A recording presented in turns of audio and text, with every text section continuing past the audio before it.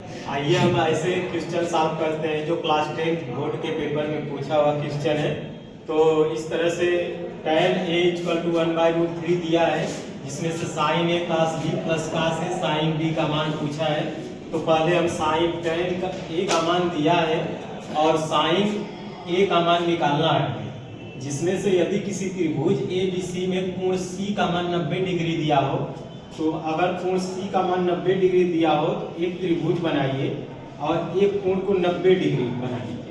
जो कोण C, इस पॉइंट C है जो ये 90 डिग्री का बता दिया है, जिसमें से और कोई पॉइंट को A मान लीजिए और इसको B मान लीजिए। किसी को A और B मान लेंगे तो इसमें tan थीटा बराबर आप जानते हैं FLAL, लाल बटे K का ये होता है, ये लंब बटे कर्ण होता है, ये आधार बटे कर्ण होता है, ये लंब बटे आधार होता है।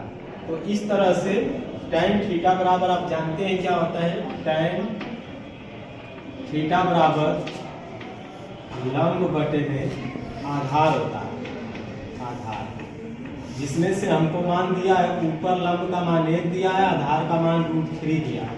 तो आप समझिए कि इसके सामने अगर ये चीज यहाँ पर अगर कोण A लेते हैं तो इसके सामने हमेशा थीटा के सामने हमेशा कोण लंब होता है, और यहाँ अगर थीटा लेते हैं, ये अगर थीटा लेंगे इसके सामने ये लंब होता है। तो आप अगर इसको अगर लंब B को मानते हैं तो यहाँ पर क्या हो जाएगा, ये आधार, ये लंब ले लीजिए, लंब एक, अगर मान लीजिए इस कोण को लीजिए, कोण A अगर ले रहे हैं तो इसके सामने ये लंब हो जाएगा, तो लंब 1 हो जाएगा और आधार √3 हो जाएगा। अब आधार √3 हो गया, हमें कर्ण का मान निकालना रहता है। तो आप जानते हैं पाइथागोरस प्रमेय होता है, पाइथागोरस प्रमेय से हम कर्ण का स्क्वायर = लंब का स्क्वायर होता है प्लस आधार का स्क्वायर होता है, आधार। इससे हम कर्ण का मान निकालेंगे। तो यहाँ पर देखिए कर्ण का मान हमें पता नहीं है, ये कर्ण हो गया, ये लंब हो गया और ये आधार हो गया, आधार। ये लंब इसलिए हुआ है क्योंकि यह कोण A लिए है और कोण के सामने की भुजा हमेशा लंब होती है, इसीलिए ये लंब हो गया, ये आधार हो गया। तो यहाँ पर कर्ण का मान निकालना हो, कर्ण का स्क्वायर = लंब का मान क्या दिया है, 1 का स्क्वायर कर लीजिए, आधार का मान √3 है, √3 का स्क्वायर कर लेंगे। अब इसके बाद क्या, इसको सॉल्व कीजिए, 1 + 3 हो जाएगा = 4 हो जाएगा। जब कर्ण का स्क्वायर हटाएंगे तो ये हमारा हो जाएगा √4, और √4 का वर्गमूल 2 होता है। ये हमारा आ गया, कर्ण का मान 2 आ गया। अब इसके बाद इस फार्मूले में रख दीजिए मान, इसमें मान रख देंगे तो हमारा यहाँ पर आ जाएगा, इसको मिटा देते हैं। देखिए यहाँ पर sin A का मान क्या होगा हमारा, अगर A ले रहे हैं तो ये लंब हो गया और ये कर्ण हो गया, तो लंब बटे कर्ण, यहाँ पर sin A का मान जो हो जाएगा 1/2 हो जाएगा। इसके बाद cos B, अगर cos B ले रहे हैं, ये कोण ले रहे हैं, तो इसके सामने, कोण के सामने हमेशा लंब होता है और ये क्या हो जाएगा, आधार। तो cos थीटा बराबर क्या होता है, आधार बटे कर्ण होता है।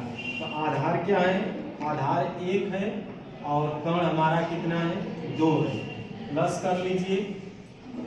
इसके बाद cos A का मान, cos A अगर ले रहे हैं, यहाँ पर cos A का मान ले रहे हैं तो इसके सामने लंब होगा और ये आधार होगा।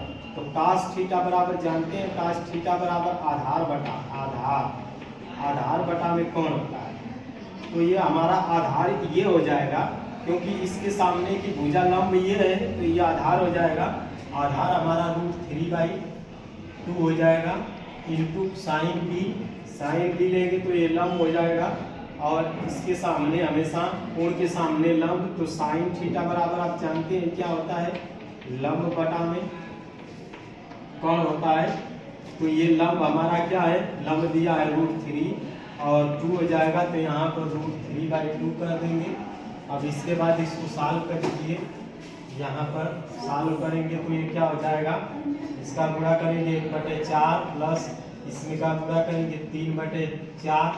अब लघुत्तम ले लीजिए 4 इसका, तो यह आ जाएगा 1 + 3 और ये हो जाएगा 4/4। इससे कोई कटा दीजिए तो हमारा आ जाएगा आंसर ए। तो हमारा मान ए का। तो इस तरह से हम किसी भी क्वेश्चन को सॉल्व कर सकते हैं। अगर त्रिभुज में tan a का मान दिया हो cos a का sec a का, तो पाइथागोरस प्रमेय से दो भुजाएं दिया हो, तीसरा निकाल लेते हैं। और तीसरा निकाल करके एक चीज याद रहे, बस इसमें मोस्ट इम्पोर्टेंट ये है कि जो कोण लेते हैं उसी के सामने की भुजा हमेशा लंब होती है। अगर आप लंब इसको मान लेते तो आपका आंसर इस तरह से आप समझ गए होंगे। लाइक, सब्सक्राइब और कमेंट करें और ऐसे मैथ के सारे ट्रिक जानने के लिए